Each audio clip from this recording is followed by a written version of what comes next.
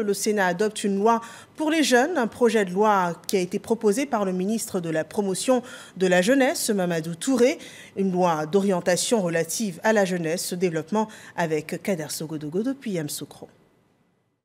Journée de travail pour le ministre de la Promotion de la Jeunesse, de l'insertion professionnelle et du service civique au Sénat. Mamadou Touré est porteur du projet de loi d'orientation relatif à la jeunesse.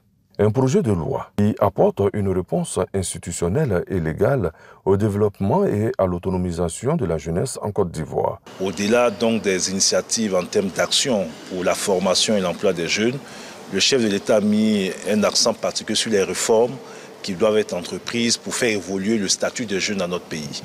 Et donc cette loi d'orientation est historique puisque c'est la première loi sur la jeunesse et qui reprend un peu un certain nombre de principes. Création d'un statut d'encadreur de jeunes. Une clause d'impact jeunesse dans les interventions gouvernementales, synonyme de priorité. Participation des jeunes aux activités de développement, aux affaires publiques et au processus de décision, etc. Tout y passe. 2023, année de la jeunesse. Les efforts vont se poursuivre. Pour cette année, vous avez déjà près de 309 000 jeunes qui ont été impactés dans les programmes de formation, d'insertion professionnelle, d'emploi, de stage et autres. Vous avez un peu plus de 421 000 jeunes qui ont pu accéder au programme de permis de conduire.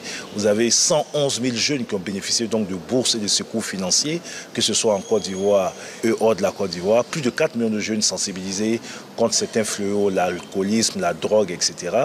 Donc il faut sortir la calculatrice. D'ailleurs, pendant ce mois de novembre, nous allons faire un bilan public sur toutes ces initiatives, mais surtout en mettant en évidence ces jeunes qui ont été bénéficiaires. L'année 2023 est certes l'année de la jeunesse, mais le programme qui a été adopté par le gouvernement au mois de mars est sur 3 ans, 2023-2025. Le ministre Mamadou Touré, dans son rôle d'émissaire du président de la République, a été suivi par la Commission des affaires sociales et culturelles du Sénat qui a adopté à l'unanimité le projet de loi d'orientation relatif à la jeunesse.